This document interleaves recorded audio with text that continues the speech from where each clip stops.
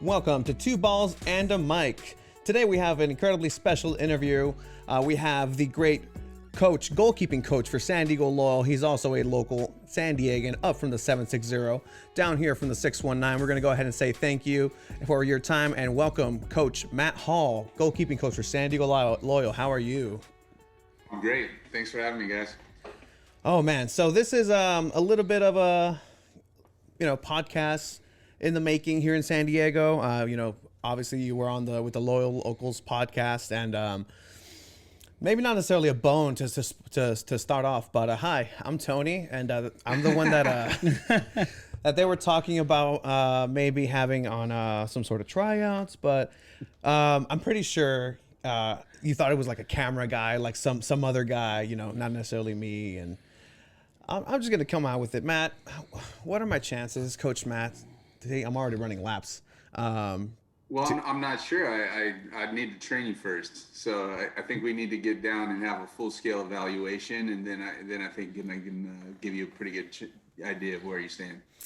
I stand on one leg most of the time because my left knee is bummed at this point, and not making excuses, obviously. But I'll definitely take you up on that. I haven't necessarily trained in years, but I can still hold my own at the local Y league here and there. Yeah, we'd have some fun, man. I'd give you about like 12 minutes. I think would probably be about as long as we could go. I think I can manage. I can manage 12 minutes. A solid 6. Have you ever had, in your coaching experience, obviously you've coached for Vista Storm, you've coached at San Diego State, now with San Diego Loyal. Have you ever had a situation where you've had maybe a goalkeeper come a little bit above, the expected weight, parameters, and how have you dealt with that? I mean, what kind of conversation is that, and what training regimen would you suggest? Yeah. No, of course. Well, luckily, most of my life I've been on the men's side, so you can be a little more blunt on the men's side, and you can just say, "Yo, man, you got to lose some weight." I think it's a little simpler. And luckily, I've trained at a lot of really awesome places, and generally speaking, I could just go away, go see our strength and conditioning coach, and they'll put you on a plan so you can drop some lbs.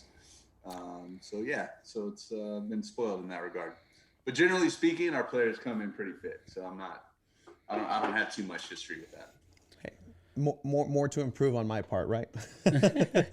So when you have goalkeepers coming in, kind of getting to a little bit more on that, like what are some of the qualities you look for, especially from a younger goalkeeper?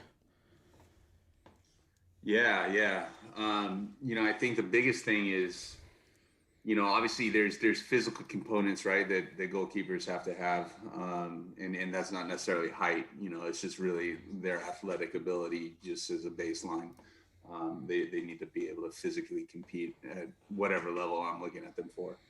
But I think the biggest thing really is just their mentality, with goalkeepers and field players. You have to have a guy or a girl that just wants to get better every day. You know what I mean? And not just wants to, but is willing to sacrifice and put in the grind to actually do it. So that's the biggest thing. You evaluate them on their skill set. Obviously you want to have that as high as possible. But then really it boils down to what their head's like and whether they're willing to actually put in a shift every day to become a better goalkeeper. So I'm assuming this is, what we saw out of the first season, the first set of goalkeepers for San Diego Loyal. Obviously, we've had Fenlinson, Guerrero, and Kempin. 3 very different goalkeeping styles, I'd say. How was it like corralling, first of all, one goalkeeper on his own is wild enough. It's like trying to control a wild bronco, let alone 3 different styles. How did you, mold yourself to their best needs, and how did you strengthen them for what they were good. Just an example, Austin is great with his voice, moving the defense with his legs, fantastic. He can place the ball very well. How was that navigating for this first season for you? Yeah. It was great. It was great. Totally loved it. I think for me, being at the college level for so long, I think that was a natural, transition for me. I just think that in college and with what I dealt this year, like you deal with different types of goalkeepers, whether it's like their physical ability, whether it's like their mentality. My job is to make each one as good as they can be. So sometimes that deals with, how I manage them, with the conversations we have. Sometimes that has to do with how I train them. Each player has strengths and weaknesses and things that they need to fix or things that they need to progress in. So you just kind of evaluate each player and say like which one, what each kid needs to go out and accomplish, and then you go out and try to get it done. And like Tony's saying, not necessarily goalkeeping styles, but also three very different personalities from those three goalkeepers. Yeah. We got a chance to talk to all three of them, and I sense a different vibe from each one. So how difficult or how exciting is it as a coach to kind of manage that personality from the goalkeepers to make sure that they're having great chemistry in the team?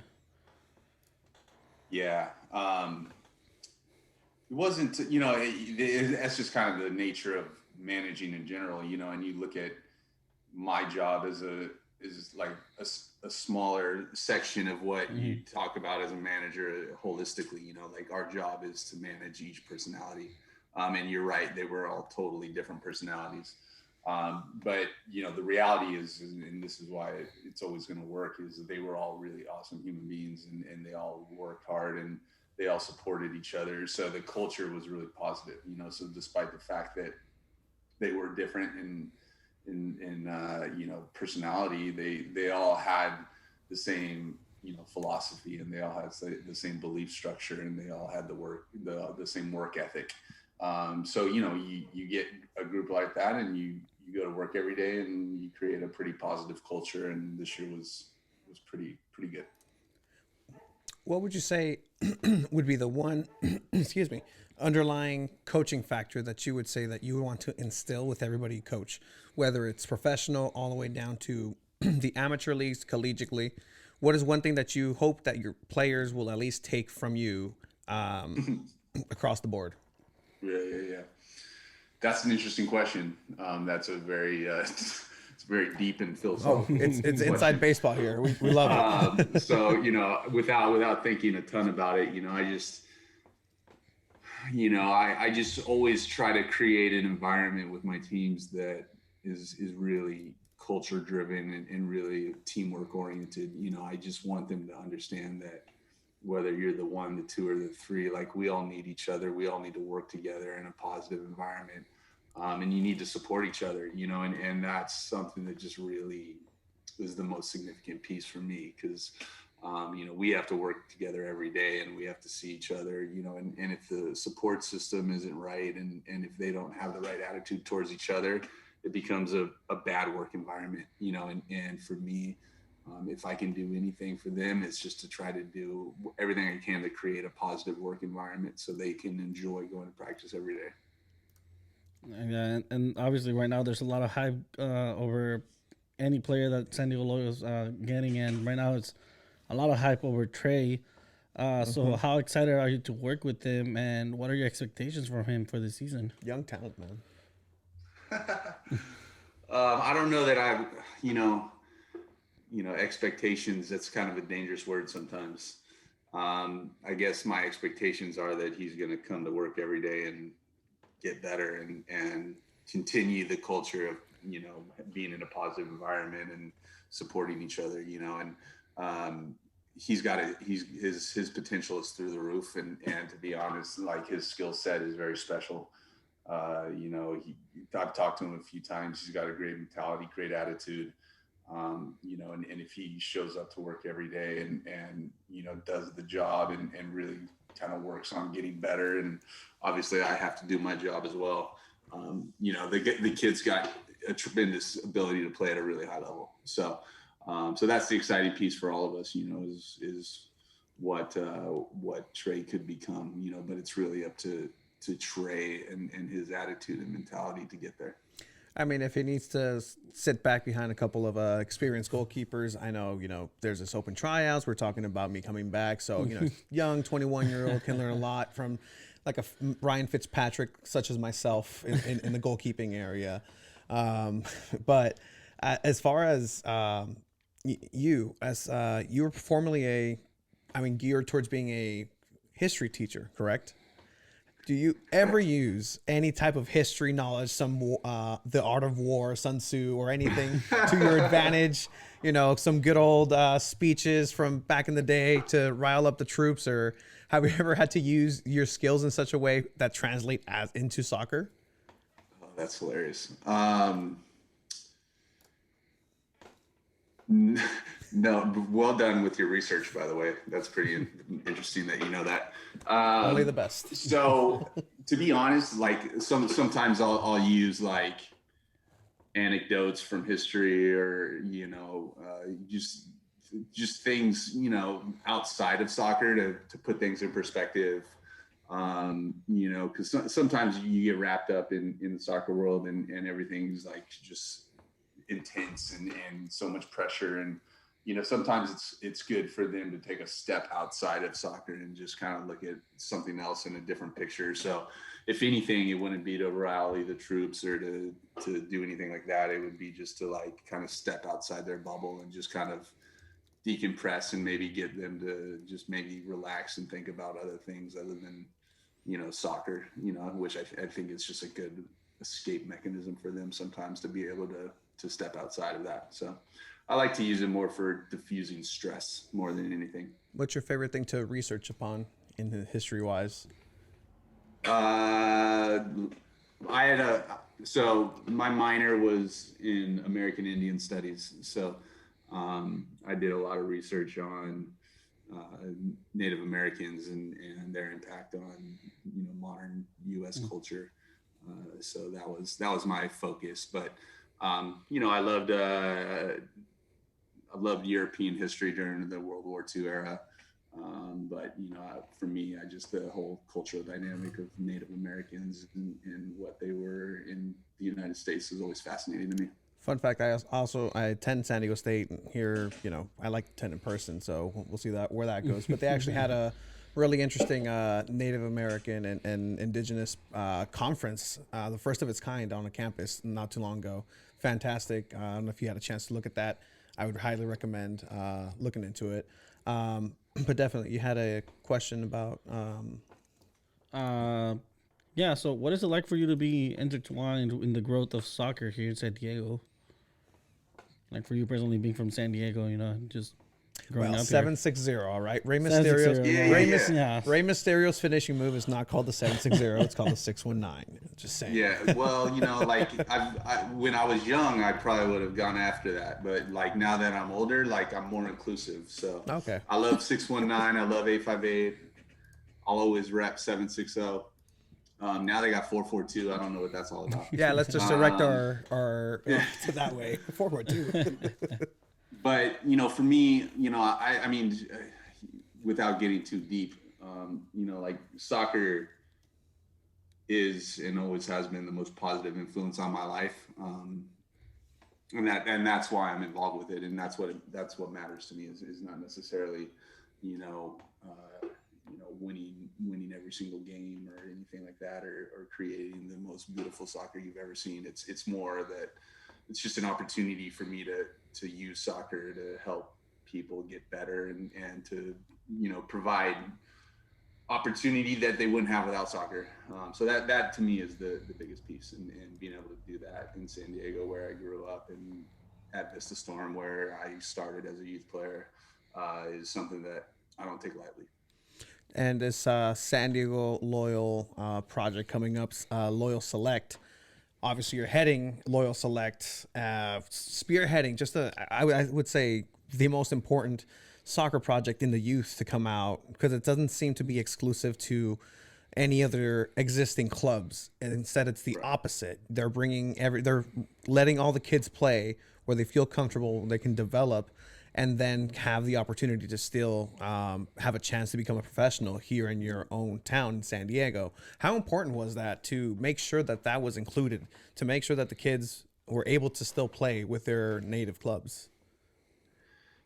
Yeah, I mean, from the jump, we talked about our youth project and what it was going to look like, and I mean, obviously, there's so many different ways to do it, and you know, it was just important for us because you know you have to, I guess, put your money where your mouth is, you know, and you can't talk about being a community club and being inclusive, you know, and then go turn around and piss everyone off because you're taking other players. So, you know, we wanted to make sure that we were doing our best, and nothing's perfect. We understand that, but we wanted to make sure we were trying our best to work with the community as opposed to against it. You know, we're really lucky that there's a really, you know, just a ton of like really good coaches in San Diego. There's really good clubs, you know, and for us, the difference between being good and great is not a big difference. You know, it's an extra 5 or 10%, you know, and if we can go out and work with kids throughout a calendar year and make them 5 to 10% better, then, you know, that just really matters. And that's our objective. I heard from I can't put it on put my finger on it. There was Loyal, somebody posted, either somebody directly from San Diego Loyal, but they said that they want San Diego Loyal essentially to be the capital of soccer in the United States.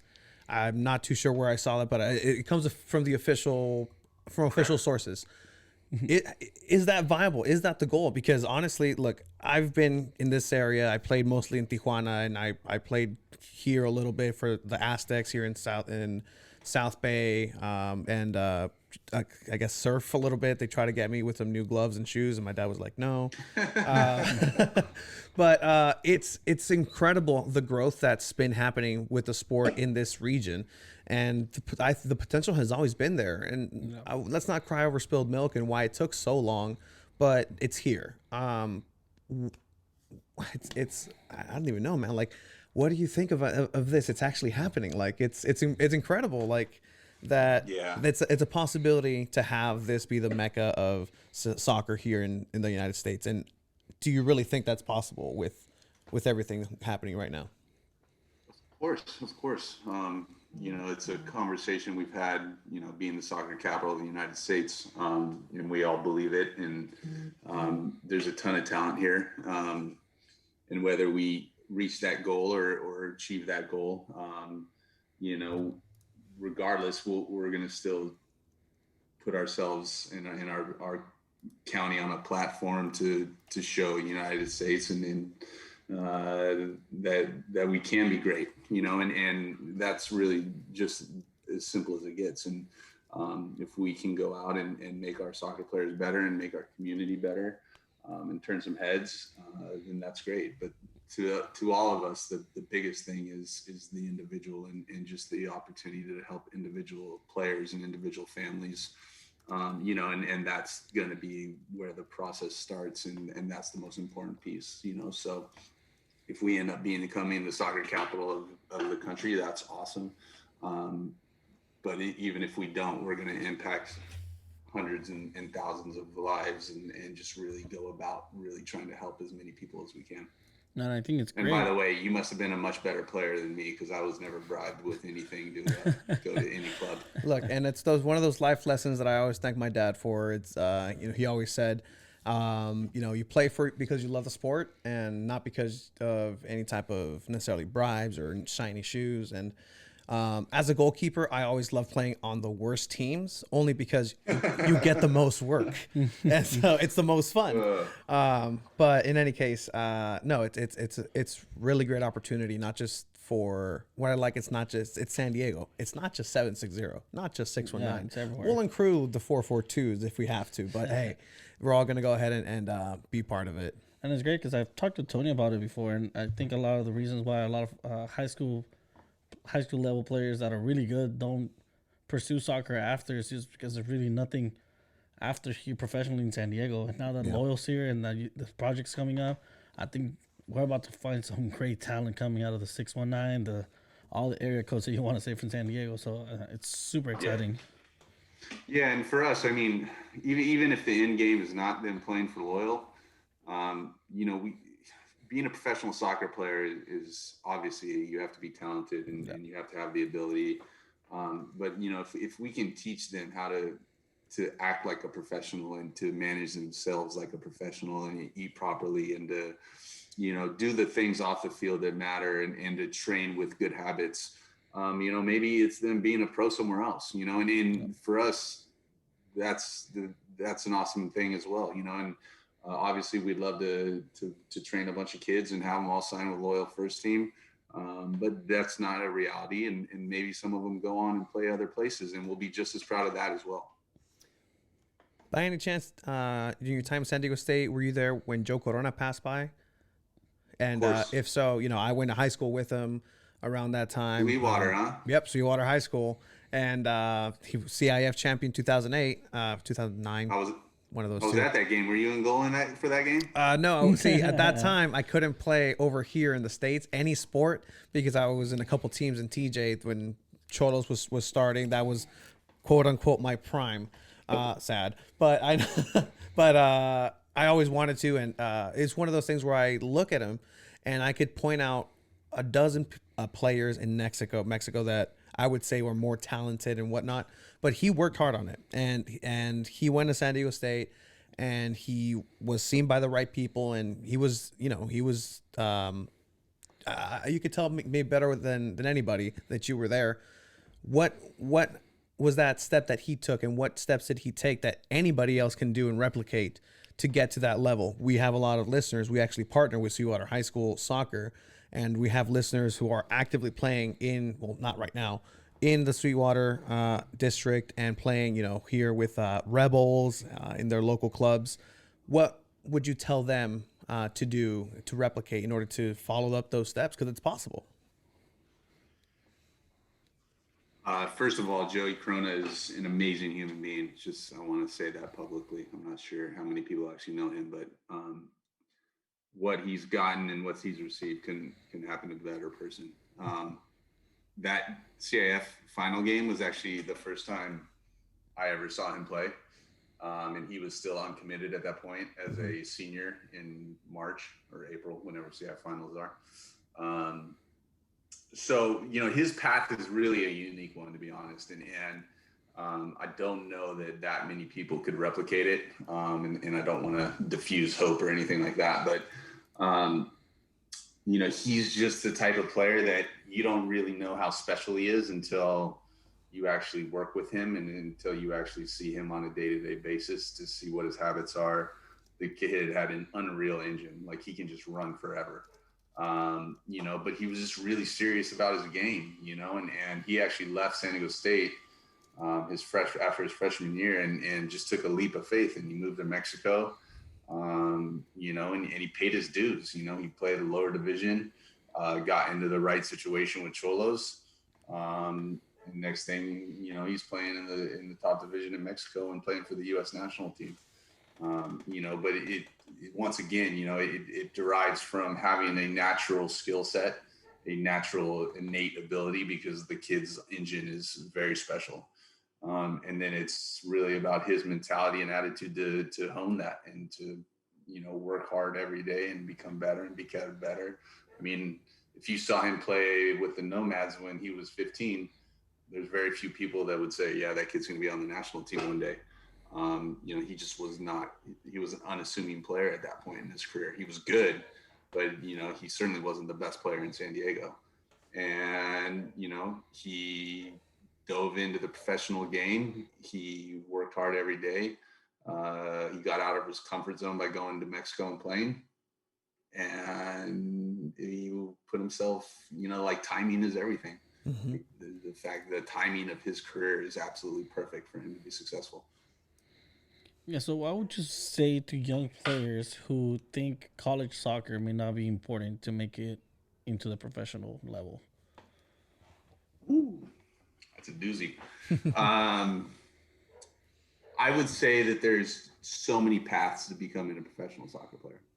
you know, and this goes back to what we just talked about with Joe, is like timing. You know what I mean? Like there's just so many different ways to mature, to become a really good soccer player, you know, and be in an environment you want to be in. And sometimes that's a kid being pro at 16.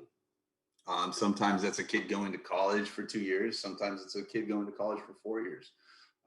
You know, so everyone's path is different, but the baseline is always the same. It's their ability to grind and to do the hard stuff, you know, to become a pro. So, you know, like there's certainly kids that should go to college. There's certainly kids that should sign pro when they're 16. Like everyone's situation is different, you know? So, if you're not ready to be a pro at 18, maybe you go to college and have a great career and you become a pro afterwards. I mean, there's if you look at the Loyal roster, like a ton of those kids played in college, you know, like that was their path. Some of them didn't, but a lot of them did. So, you know, you can get there as long as you're willing to put a shift in. I wanted to ask, again, some of these questions are from players themselves that are, you know, really curious as far as like what it takes to take that step, because it almost seems, to be completely honest, Coach Matt, a little too good to be true. The fact that there is a path and it's so clear cut in a sense that there's so many opportunities. Would you say that club play is worth sometimes the cost to play, or would it be beneficial to, I don't even know, you know, obviously find avenues if it's through high school, through school, or other means, to go about, you know, playing the game, because it is sometimes pay to play. It is a little too expensive for some families down here. And what's a solution for that? What can we do as a community to remedy that and help that? Yeah, man, if I had an answer to that solution, I'd be I'd be doing pretty good in life. Yeah, I mean, there's not too many people that would argue that soccer is becoming an elitist sport, and that's a big problem, because some of the best players we have are you know, kids that don't have the financial means to pay $3,000 a year to play soccer. So it is a real problem, you know, and I think each club is capable of you know, figuring out ways that they can help players that need to receive help, but still some are you know, fall through the cracks, I guess. You know, and it's not always just even a money thing. Sometimes it's just an infrastructure thing, where they don't have the support to get to training. They don't see the value in it, you know. So like there's multiple problems, but I agree with you that if we can really expand our scope to lower income areas, like our country would skyrocket. You know, and I would say that anyone that's paying money and expecting that their club is going to be the only source of them becoming a pro is totally misguided. Like, these kids need to be, obviously paying to play soccer with whatever club they play for, but like, they should be playing on the streets. You know, they should be playing in gyms. They should be playing in the living rooms and making their mom and dad mad because they're knocking stuff over. Those are the people that become real players. You know, not someone that, you know, pays a couple grand and shows up to training twice or 2 or 3 times a week. Like, those kids become good, but they don't become great. You know, every story of the great players always start from them just being, you know, insatiably, you know, interested in playing soccer all the time. That's a good lesson. You know, sometimes it's not just pay to play, because I saw a plenty of those players come by. I was benched only once, and it was for that reason, and I left that team just because, you know, if that's what we're gonna be there for, like, it's not really fun. If I'm benched, I better be benched because I suck, not because, you know, so and so paid for their son to have the best uniform and be the first goalkeeper, and, you know, us having us lose. I mean, not only that. I would. You know, for me, I would love to see, and you know, obviously I'm not a politician, and I'm not, you know, I'm not rich at all. But, you know, like, if you just look at the landscape of, like, our parks and recs divisions of every city, you know, you go to every city, you know, and there's outdoor basketball courts and, You know, there's some sort of park facility that we pay taxes for. Like, you know, one day, God, how great would it be that, you know, you go out and you walk around your neighborhood and there's a futsal court in the middle of your neighborhood, you know, that kids can just play pickup on. You know, like if you, I don't know if you, and I'm like a documentary nerd, but there's a documentary. It's called The Two Escobars. It's, Oh yes, 30 ESPN 30 for 30 by one of my favorite you know, and it ones. talks about the transformation of Colombian soccer, and part of it was the fact that Pablo Escobar pumped all this money into just basically like soccer fields. Like he just went out and paid for soccer fields to be in communities throughout Colombia, so all these, you know, lower class kids could play soccer under the lights and be in a safe environment and become better. And you know, and like that can happen here, but the people that have the money and make the decision need to think that it's important. Yeah, man. I come from a school of, look, you get your oldest T-shirt, you tie it up together. That's your soccer ball. Find two cars, one wheel to the other wheel. Get out of the way when there's cars coming by. And not only that, I mean, I don't know if you can answer this question. Like you said, you're not a politician, but from like more like the community that I live in, there's a lot of players that are undocumented, and a lot of talented players. I've had friends that are really, really, really good, and it's just a problem that they're undocumented. So, how would a pro team or even a college try to help a student in that sort of situation? I don't know that I can fully answer that question, to be honest.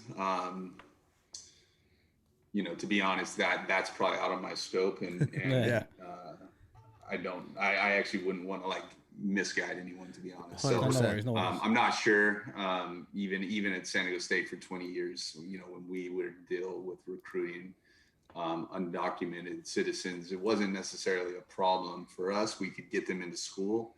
The problem was we would basically have to pay for them as international students, which means we would have to pay twice the cost for them. Okay. You know, so but like infrastructurally with the pro game and things like that, I'm not sure of the details. So I don't want to misguide anyone.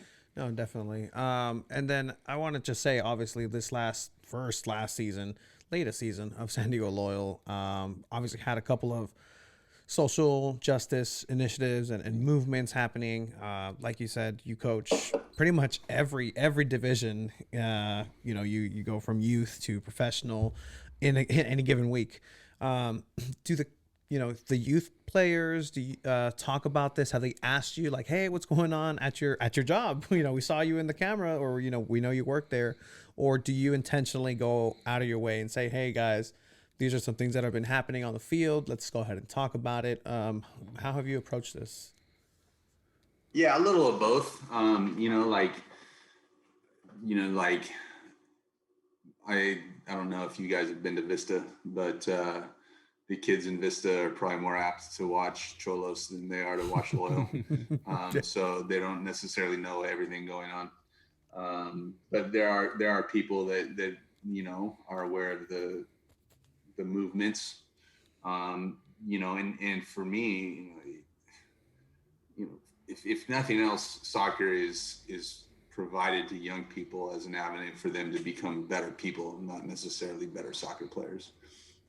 So like if we're missing opportunities to help young people become better as just citizens of the world, then I'm not sure what we're doing. You know, so those things are all very important in the youth infrastructure, is to make sure that we're using, you know, what happens with Loyal as a platform for young people to learn and to understand like the difference between right and wrong, and learn lessons that will make them better people when they're adults. No, and that's the key. Like, you want to, the way I see, you know, we work with children down here in South Bay. And I've always said I'd rather see the kids bored out of their minds here with me than doing, you know, goodness knows what out in the streets. Because, you know, that's where we came from, and that's what we know what's out there. And, you know, this is an educational tool in a sense. And that's really important to have that, you know, starting off, like, because there's not a lot of places right now where you can get that education. If anything, there's a lot of avenues where you can get bad information and information that isn't accurate. And I feel like in a soccer field, you just drop everything in a sense, and you guys are all there for one common reason. What has been your favorite or one of your favorite coaching experiences? Just that just kind of just got to you, man, or just one of those, just the one that you just thought of right now, that one. Yeah. I mean, to be honest, too, like everyone would expect me to like probably have a conversation about, you know, I don't know, like coaching at San Diego State. Like I helped train some All-Americans. Like we went to the playoffs and put, you know, the thing. I've done some really cool things. Even everything that happened last year was so amazing. You know, like the fact that I'm coaching at the USL Championship level, and just, you know, the experiences that I'm going through like every single day is so cool. And those would probably be the ones that most people would be like jealous of, right? But those aren't necessarily like, you know, on top of my list of things. I mean, you know, every year at Vista, I coach the rec all-star team at the youngest age group. You know what I mean? So I'm literally, for 2 months, I coach 6-year-old girls for Vista Storm rec all-stars, you know? And it's like those are the things that you just, you know, like those experiences are priceless to me.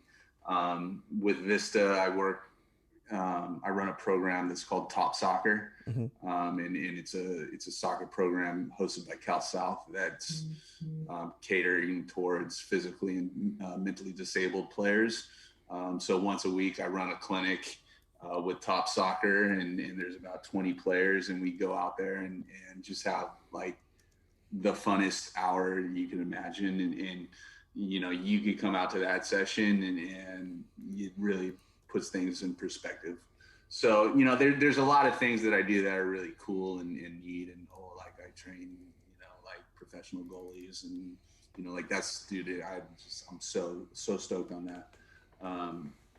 But it's the other things that, you know, really make a difference in my life. So those are the things that I really enjoy, to be honest. So you guys have the open trials coming up. So what message would you give to anyone trying to coming for the position for goalkeeper for SC Loyal? Not just me. Let's just open it a little bit. Not just you, but let's just go anyone with a youth. more higher realistic chance. Ouch. Ouch.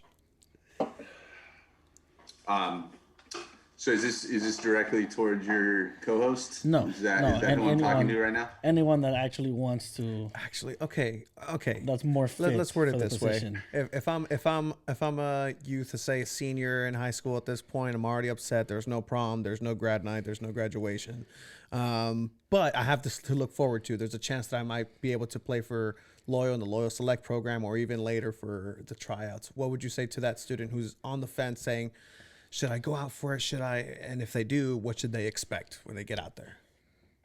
Okay. Yeah, I mean, it's obviously we're at a very high level, and it's very difficult to make our team. You know, I talked to, you know, I ran a combine today for the 06 age group, you know, and the conversation is the same. You know, it's like, you know, every environment you go into is an environment for you to become better, you know. So whether it's a combine today or whether it's an open tryout in 2 weeks, you know, that like getting out of your comfort zone and pushing to make a team and become better, and maybe not making it is still an environment that's going to make you a better goalkeeper or a better player.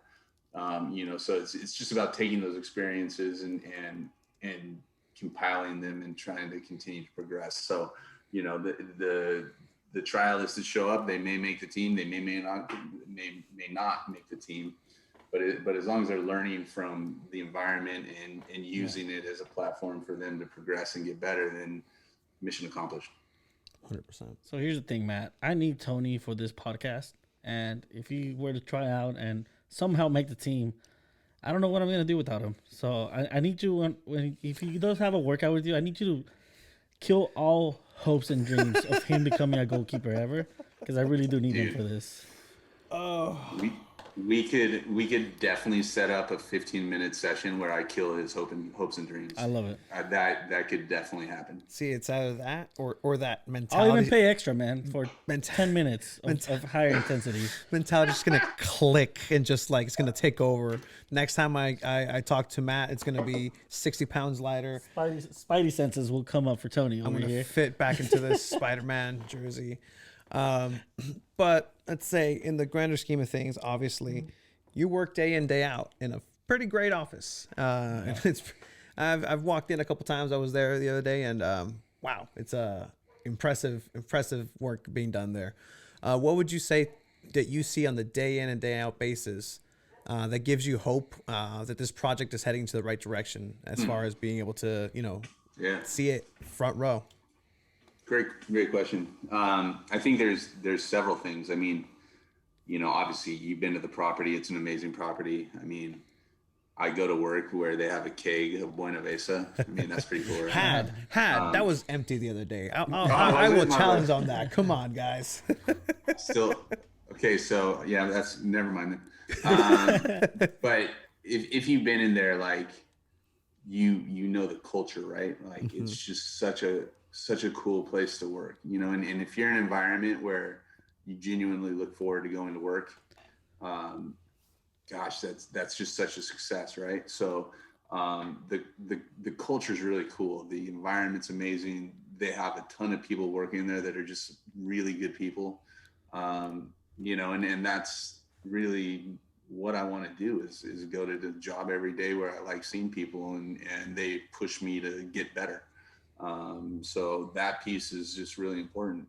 I think the biggest piece, as far as, anyone's belief in what we're doing and they don't see the day in and day out operations, but like the ambition of this group and their mission is like real, and it's easy to say a lot of things and we're going to become the soccer capital of the United States and we're going to win a USL championship. But it takes a lot of hard work and it takes a lot of commitment in just being around everyone involved. Like that's the mission and it's real. And being a part of that every single day, you just can't be forced, but to believe in it. So it's a really ambitious group. It's a really wonderful group of individuals to just go to work with every day. And anyone that could be involved with them couldn't be luckier than to be involved with Loyal.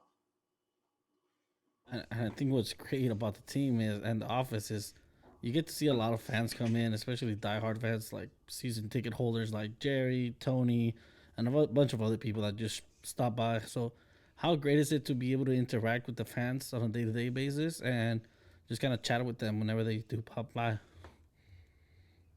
Yeah, man, I've told all of them. So like what I did when I first started, I don't know, whenever I first started, I feel like it's been like 6 years. It's like 1 year, but it's been like so long. It's the pandemic. But I did the Loyals, the fan supporters. We did like a happy hour. And I told them, I said, as soon as I lose my job at Loyal, I'm going to be in the fans drinking with you guys or in the stands drinking with you guys, and that's just a reality for me. It's like everyone that comes in and is a supporter and, like, I just feel like we're all in it together. You know what I mean? So it's pretty cool to have that interaction. But for me, it's like, dude, if I wasn't on the field every day training the keepers, then I'd be in the stands with the fans supporting the team and drinking beers with you guys. So either way, I'm going to be behind the movement for sure. Then the players understand that. I feel the fact that, they feel the sense that someone like you not necessarily wants the best out of them day in, day out in training over in Chula Vista, which are fantastic training facilities. But they feel the sense that you truly care and want to give the best, because if you weren't coaching them, like you said, you'd be supporting the team itself. So you have those expectations of them. And then on top of that, you're also the one that, gets to kick their ass day in, day out, and have those expectations. But I wanted to ask, in those training sessions, have you had a chance to be in goal versus Landon? Me personally? Yeah. Oh, dude, I'm 42 years old, dude. If I dove tomorrow, I'd crack in half, man. So no, the day I actually had to play, we had an inter squad game late in the season, and it was just one of those situations where I think like John got recalled to Columbus, someone else was injured, and I ended up having to play in like an inter squad game, and it was a disaster. Like I gave up like 9 goals, but I didn't get hurt. So like really, my only objective was, hey, just make sure like at the end of this game, you can still do your job and kick soccer balls. So I embarrassed myself. I gave up a ton of goals, but I didn't get hurt. So mission accomplished. Out of the loyal experience that you've had in this past year, what still amazes you? What little thing still amazes you? Like, I'd be impressed just getting a brand new set of soccer balls every day that you get to play with. Just like the little things. What's something just minute that you're like, wow, this is big time, or wow, that's so cool. Oh man, you know, I've been pretty spoiled in my life, and I've coached at some pretty good levels. And I just am continually there's a couple. I'll give you 2 pieces. One, just like to continually engage with like some really intelligent soccer people, and just daily learn, because at 42, like you can kind of sail off into the sunset and just kind of do what you've always done, or you can continue to evolve. And like this has been just such an opportunity for me to evolve. So every day going to work and just learning from Nate and TD and Landon, just being in that environment of getting better is great. Okay. And it's just so amazing. And then, like 4 or 5 days a week after training, as a staff, we like just kind of run laps around the facility, and it's like, there's like 4 to 5 weeks, days a week where I'm like jogging with Landon Donovan, and I don't want to sound like a Landon Donovan nerd or anything like that, but it's like kind of like a surreal thing, right? It's like, dude, I'm like jogging with Landon Donovan right now. So like that little piece is like pretty funny, and every once in a while I just kind of chuckle at myself while we're running those laps. Yeah.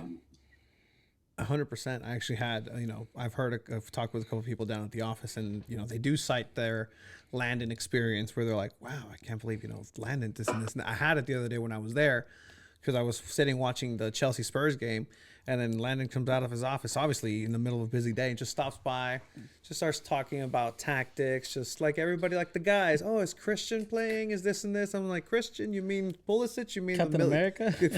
the $1 million Chelsea man? Like, it's just insane. It's to be Calls able him to Christian, super casual. Yeah, probably texted him at halftime, for all we know. But no, those little things always get to me. I think we have a couple, just 1 or 2 rapid fire, slow fire questions. Yeah, just real quick, from your personal experience, what are some of your favorite goalkeeper gloves? Oh, dude, I haven't worn goalie gloves in so long. A lot of goalie trainers actually like train goalies with gloves on. I've never been able to really pull that off, so I don't wear gloves anymore. I think probably the most common right now are like the West Coast ones. I grew up as a Royce guy, that was like my go-to. But to be honest, at San Diego State, I was Nike for 15 years. So Nike was probably the most dominant glove that I was a part of for most of my life. And then if there was one cleat that you could bring back that you always liked and maybe they don't produce it anymore, what cleat would you specifically bring back? Dude, I'm gonna sound so old right now. But dude, Lotto, when I was in high school, Lotto made this cleat called the Perlanera. It was an all black, full leather cleat that was the coolest cleat I've ever worn in my life. So that would be my first, but like 99% of the people listening probably have no idea what that means. When Nike originally started the Tiempo, they made a Tiempo that was a full leather upper. That was probably the best cleat I've ever worn, was when the Tiempos were full leather. Oh yeah. I believe it was these Tiempos, if I'm not mistaken, right here. It was even before that. It was before Before then. that. Oh, geez. Yeah. Those are great choices. I'm old, man. I'm really old. I mean, I like to. I have one pair of old kangaroo skin Adidas that just. I mean, my foot stopped growing, but they just fit like a glove, and Dude. they're here for a while. Yeah. I've always like the Yeah, Predators. anything kangaroo skin's a game changer, that's for sure. 100%. So we do have our question with the golden ticket. We like to ask our guests if you had yourself a Willy Wonka style golden ticket that you can be able to go to any sporting event or any event in the past, present, however you'd like. What sporting event would you choose to go to? Wow. I should have watched your podcast so I would have known that this was coming. That's a humongous question. So any sporting event, present, or it has to be a sporting event. I mean, if you want Concert. if you want to go to If you want a Woodstock concert. '69, I would Jimi Hendrix, my Isle first of would Wight. my first would be Woodstock for sure. I love music. That would definitely be my number one. Sporting event. Oh my God.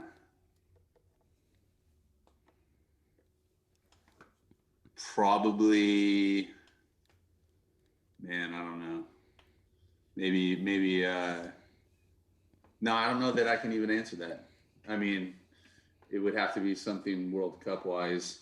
I think probably when Argentina made their run in Mexico, I think that's probably Maradona. where I would go with that one. Maradona, La Mano de Dios, Hand of God, Yeah. in the Azteca. Yeah. Man, that's not a bad shout. Who would you have wanted to watch at Woodstock? You only get two people, two Jimi acts. Hendrix.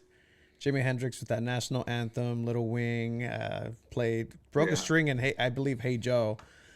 Man, that's you know what, Matt. I think we're gonna have ourselves a separate music podcast talking about it. I'm a little old school in that sense. But I thank you for for your time with us today. We want to go ahead and again direct people and players who want to go ahead and get involved with San Diego Loyal.